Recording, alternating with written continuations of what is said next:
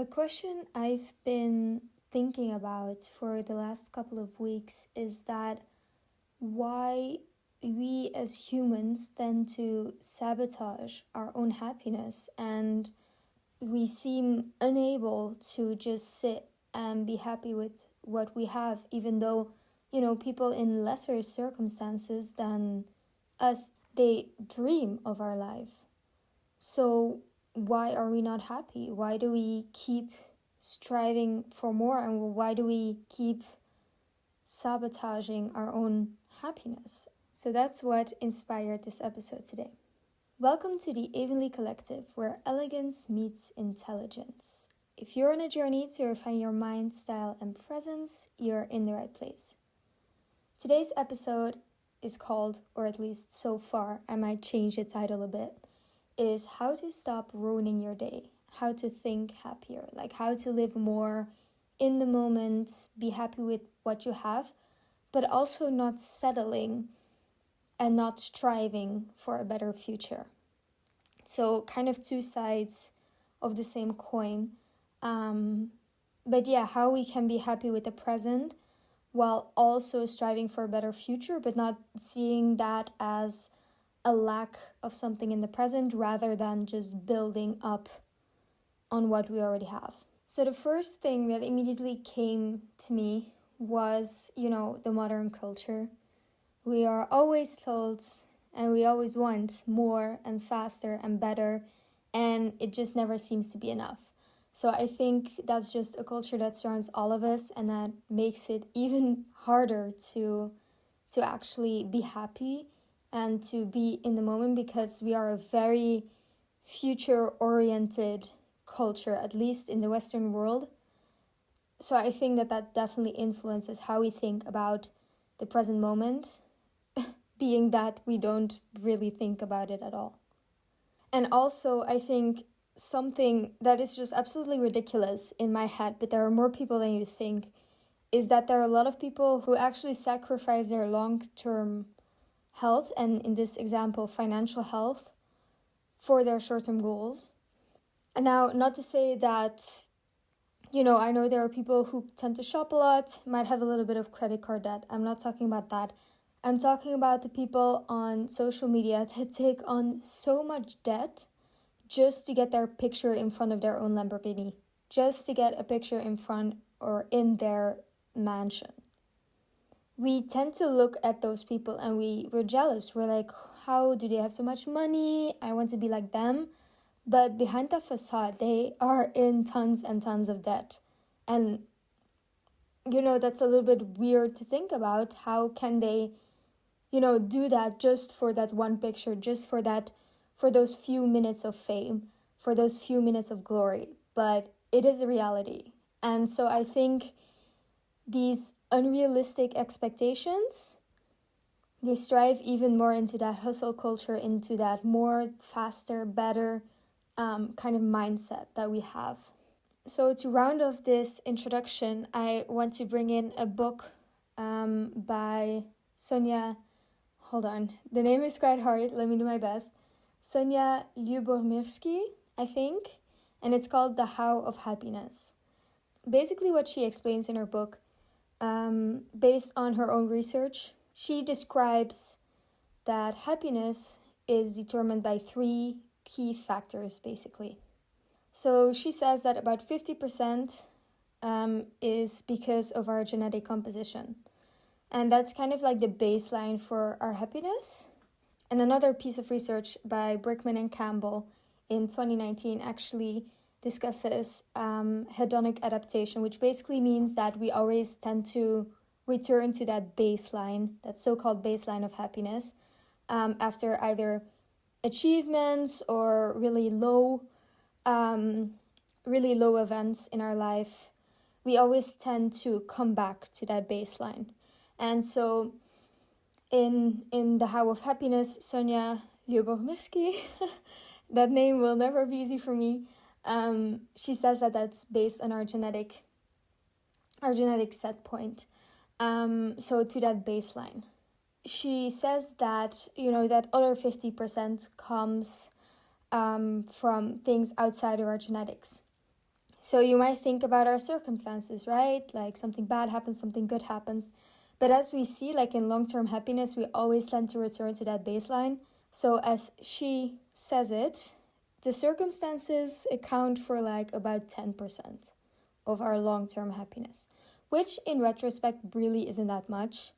So where does that other 40% come from? That is from our intentional activities. So she argues that true happiness, true long-term happiness, requires effort and intentional practice. So the key really of all of this is to savor the present while also being able to strategically plan for the future. So yeah, that was a quick introduction about what we are discussing today. I really think this is a really interesting topic. I hope you do too. I think otherwise you wouldn't be listening right now. Because I'm a fairly new podcast, this is my second episode, I would really like to kindly ask you for a like or a review or a comment, something. It just really helps me, launch this podcast and to be able to reach more people. So it would really mean a lot to me if you have just a few seconds to do that. It would really mean a lot. But without further ado, let's get into the podcast. So I have divided this episode in 3 parts. So first is why we tend to keep ruining our own day, why we tend to be stuck in that negativity. The second part will be how to actually be happier with what you have without settling. And then lastly, we will talk about balancing that contentment and the future growth. And I will end the episode with just a quick conclusion, but it will be action-based, so things you can actually do right now and implement in your life. Like I said in my last episode, I always try to include some kind of action-based portion because it's just one of the best ways to learn. So first, why do we keep ruining our own days, so to say? So I have about 3 things that I see in research and that I think are really interesting to think about and that I think really connect to this topic. And the first one is by Baumeister.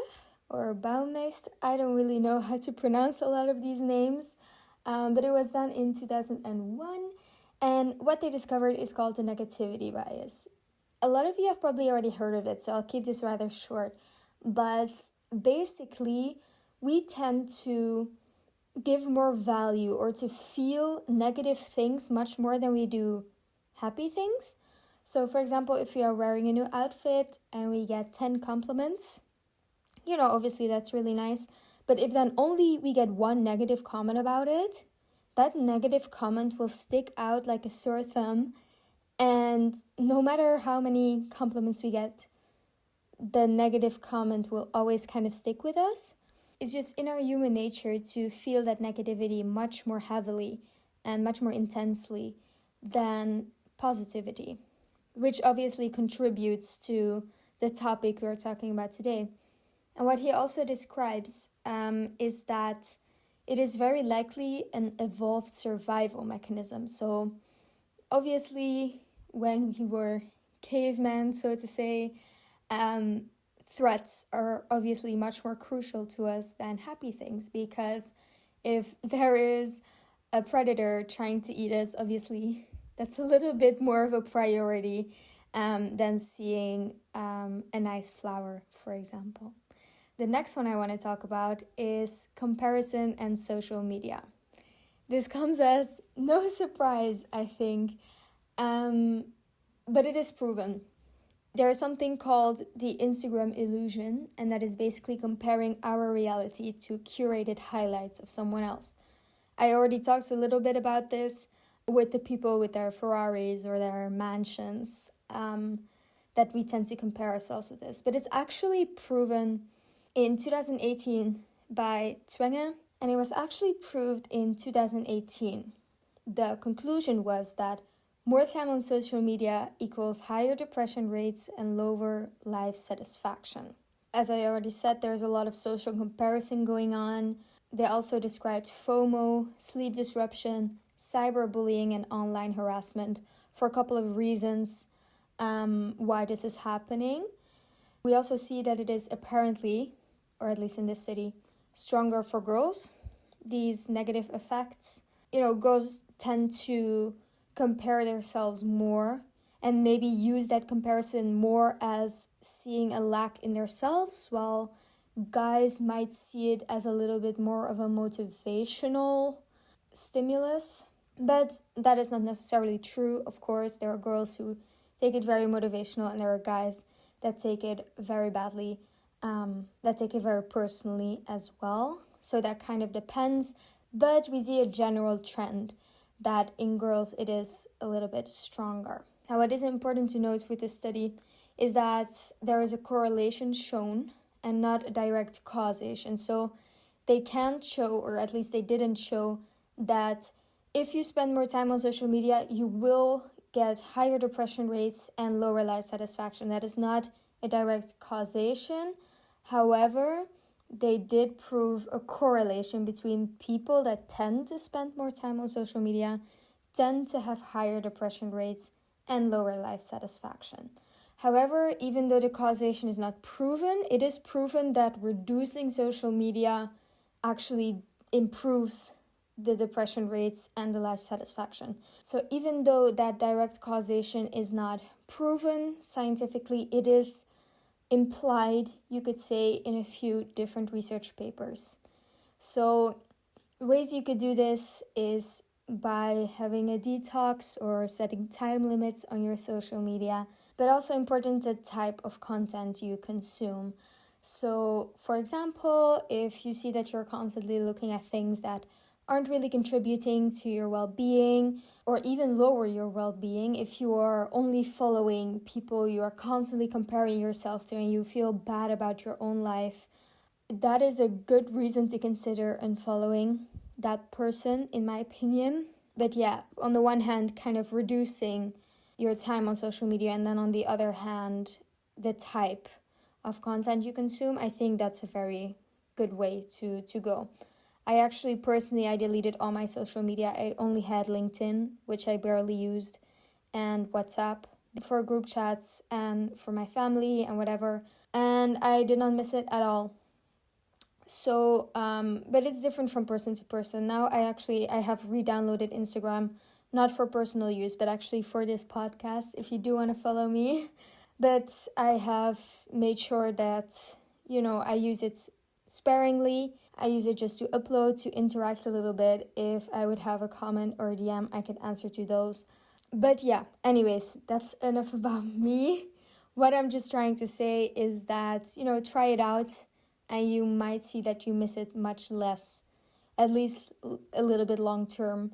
Maybe the first few days you will feel it, that you have much more time, but I see that as something positive. The last thing I wanted to touch upon is called cognitive distortions. And this is based on cognitive therapy, which was, I don't want to say invented might be the wrong word, but by Aaron Beck. So he has a lot of different cognitive distortions. I picked out the ones that were most applicable and most prudent in this context. But very interesting. I recommend actually reading all of them. It was very interesting to go through. So the first thing is called all or nothing thinking, or black and white thinking. And that's basically, if I have to summarize it in one quote, if my morning is bad, the whole day is ruined.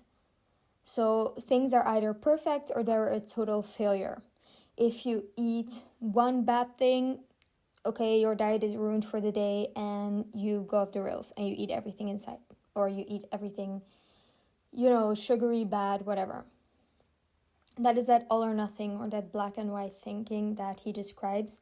So that's a cognitive distortion that can ruin our day. For example, it is very, very hard, and I know this, it's very hard when, you're not feeling it and you didn't do anything in your day, you just watch Netflix all day long, and then it's like 4 p.m., it's, even though okay, I should turn my day around, because it's not a new day, because it's in the middle of the day, you think, yeah, well, but my day's ruined, I can't get everything, I can't go to the gym, I can't do my groceries and do this, and everything you were gonna do today, you can't do that anymore because you've already, quote unquote, wasted half of your day. But what I want to prove with this, or at least what I'm trying to convey, is that it is possible to turn your days around. And even though you can't do your whole to-do list, everything you set out to do, you can do maybe half of it. And then your day is not ruined. In fact, when I do this, even though it's hard, I actually tend to feel very proud of myself and feel very happy at the end. Even though I might think, okay, I could have done more today in general, I tend to feel better, not because I did get that half done, but because I got over that mental barrier that actually got me back into action and back into the life I want for myself. So it's not about how much you do in a day, it's getting over that obstacle, getting over that mental barrier. And that actually tends to make me proud of myself rather than how much I get done in the day. But it is the hardest part, of course. It is easier to just scrap everything off of your to-do list rather than actually doing something that's mentally an obstacle in your head. But we see over time, as more as we do something, the easier it gets. So the more you say to yourself, okay, no, let's do this, the more easy it will become. So I'm trying to keep that in mind. It's not always easy, but it does tend to make me proud and more happy. Next, what he describes is catastrophizing, which is basically saying that we tend to just immediately think of the worst case scenario. For example, we make a mistake at work. We think, oh, we're a total failure. We're going to get fired. I'm going to be poor. I'm going to die, etc. You know? So not a very happy way to think. Basically, like, one mistake is a total failure. It kind of binds back into that all or nothing thinking that we just discussed. But again, like, just one mistake doesn't have to ruin your whole day. If you are listening to this right now, you haven't done much in your day yet, take action. Like, just, you know what you have to do. There is no way that you have zero idea of what to do. If you do have zero idea of what to do, then your thing to do is find something to do other than scrolling. So you always have something to do. Thirdly, he says mind reading, which, you know, obviously we can't do, but he calls it mind reading. Basically, think about, you know, you have a crush or you have someone you really like, even if it is platonic, and they didn't text you back. You immediately think, they must hate me, they don't want to hang out with me, they think I'm boring, they think I'm rude, they don't like me. You're immediately trying to, or actually just concluding what others feel, even though it might be totally wrong. And this tends to be negative as well. That is also something we really have to detach ourselves from. And that is an episode in its entirety on its own, I think. Let me know if you'd be interested in that. But basically, kind of detaching yourself and just letting be what is, I think can just free up so much mental space.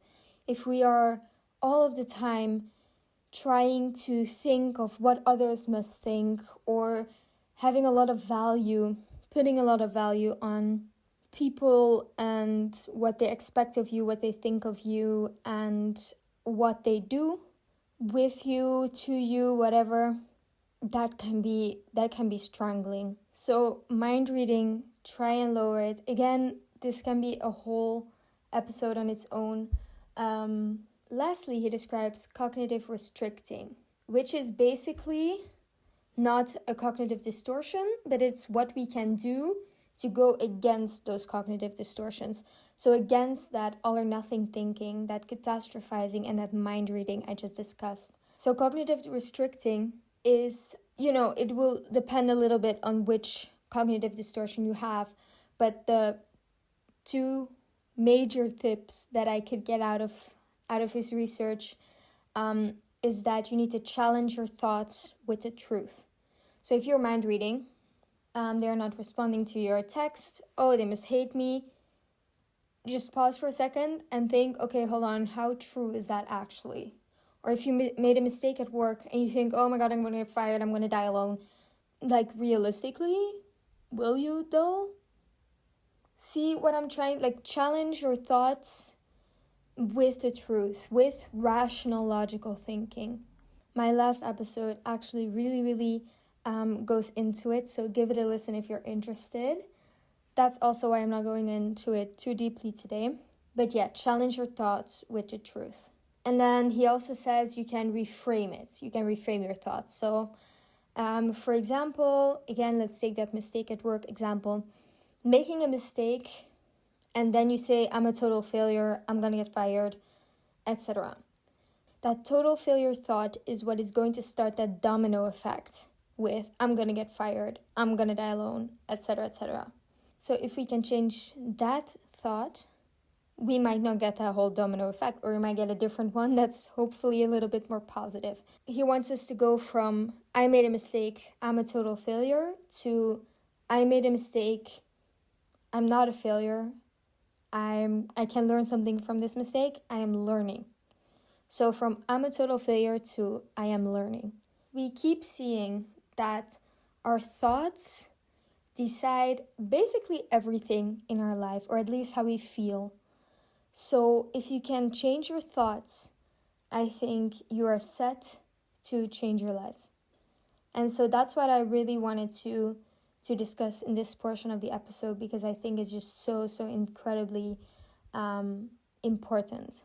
Okay, next portion of the video, as I said, is how to be happier with what you have without settling. So there's a study that was done in 2010 in Harvard, and that basically said that people are happiest when fully engaged in the present moment.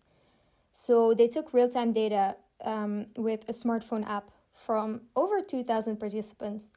And basically what they concluded is that mind wandering, so, thinking about the future, thinking about the past, thinking about something else entirely, basically anything that is not being here right now in the present moment, it is very common, but it also tends to make us unhappy.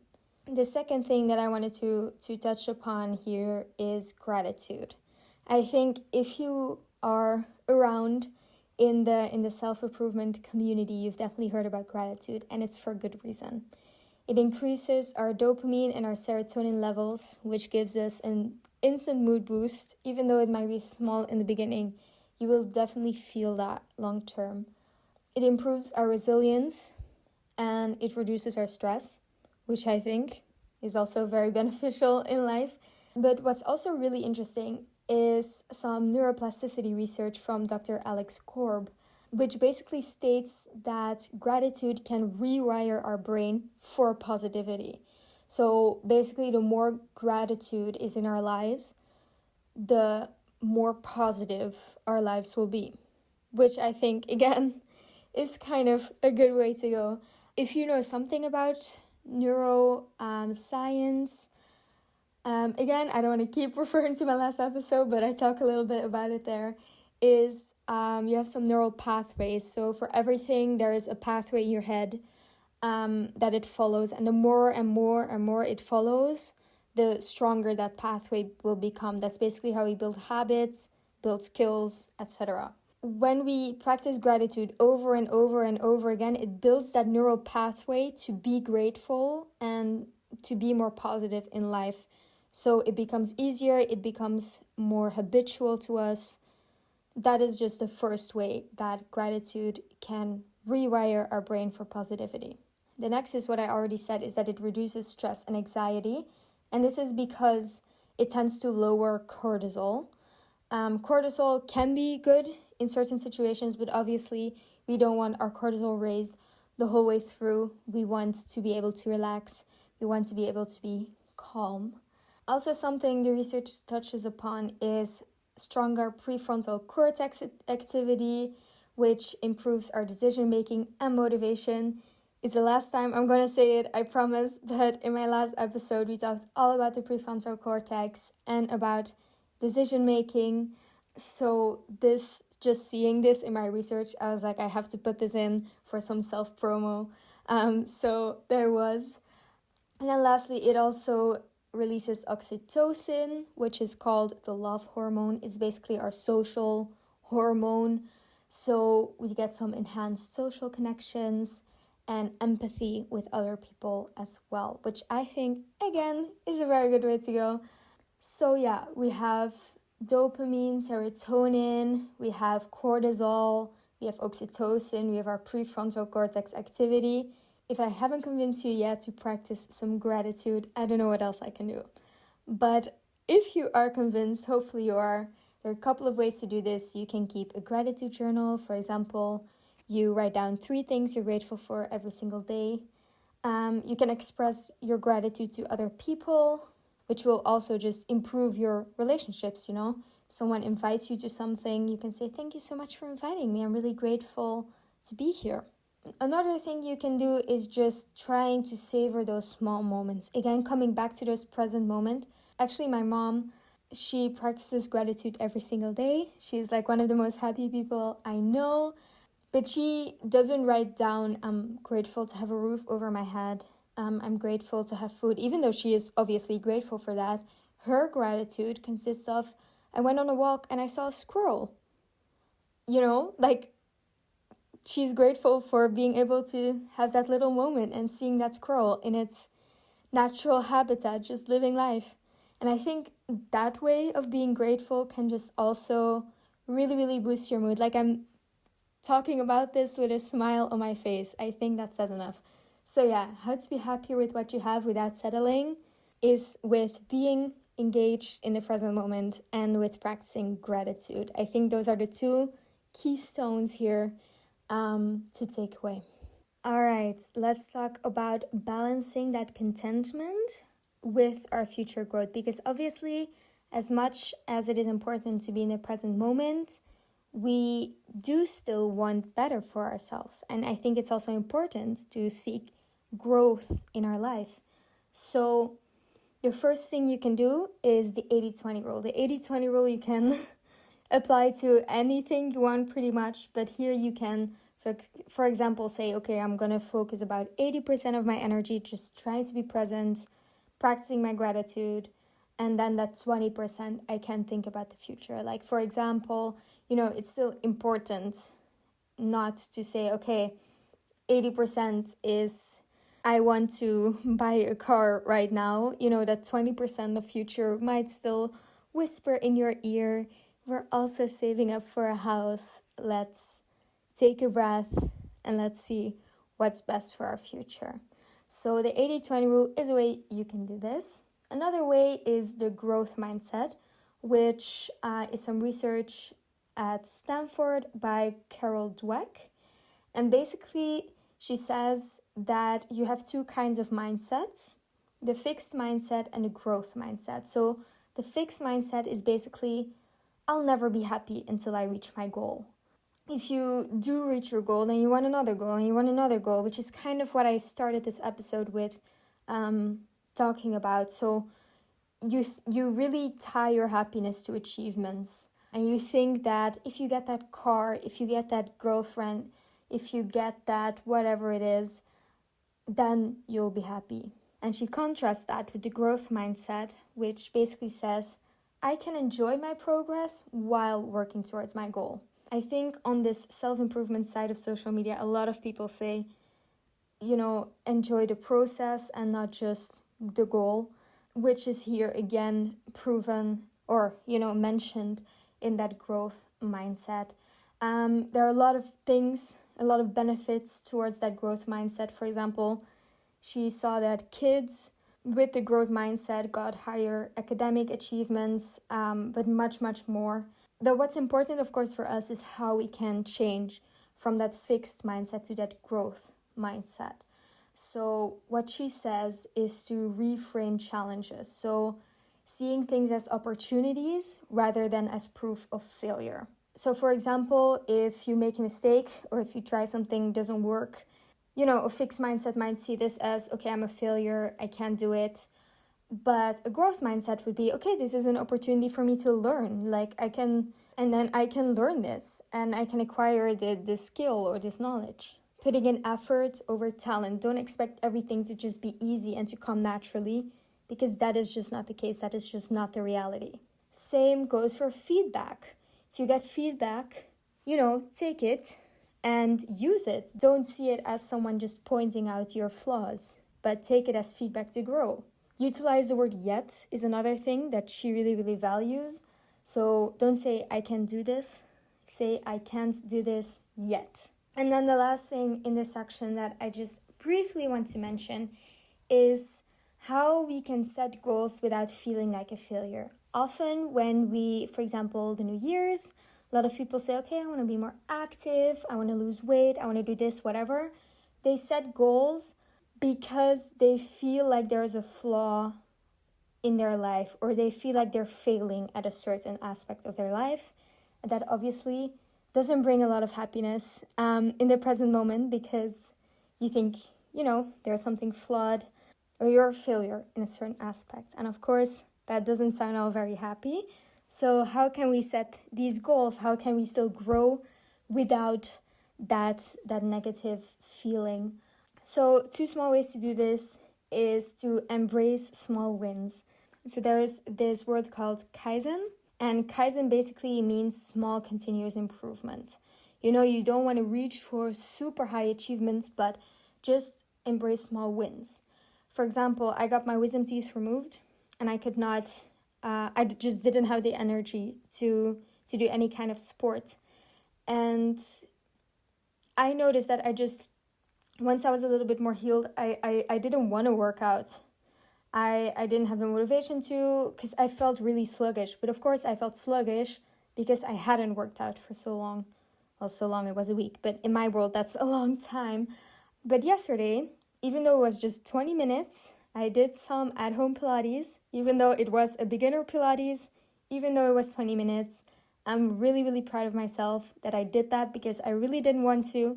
But it sets a precedent for the next days. And it kind of shows myself that, I am capable of doing this. Again, as I mentioned earlier, for me, getting over that mental barrier is really more valuable than doing the actual thing. So I'm just really glad that I ended up doing something, even though it wasn't a full weightlifting or cardio session, it was something. And I think that's really important.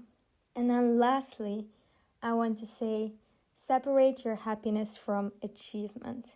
I think I kind of implied this already, but don't tie your happiness to a certain achievement. Don't tie your happiness to getting a certain car, getting a house, getting whatever. Tie your happiness to now, to the present moment. Don't search for something beyond yourself to find happiness, because once you get that, you're going to want something else. So to end this episode, the little action-based portion, the actions I'm just really going to quickly go over, because I actually already mentioned them in this episode. But again, for me, it's important that those are the things you really take away. So we talked about setting time limits, or even a detox from social media, and just also altering the type of content we're consuming. We talked about cognitive restricting, which is going against our cognitive distortions. This was researched by Aaron Beck. Challenge your thoughts with the truth and reframe your thoughts. Learn from your mistakes. You are not a failure just because you make a mistake. Next, we talked about gratitude, keeping a gratitude journal, savoring the small moments, and expressing your gratitude towards others. We saw this in our Harvard study. Fourth, we talked about rephrasing towards a growth mindset, which we saw at Stanford with Carol Dweck. And lastly, we talked about setting goals without feeling like a failure by embracing small wins and separating our happiness from achievement. I hope you took something away from this episode. For me, this was very interesting to learn, and I definitely feel like I can live a little bit more in the present and a little bit more positively. So I hope you feel the same. If you do, let me know, and I hope to see you in the next episode. Bye!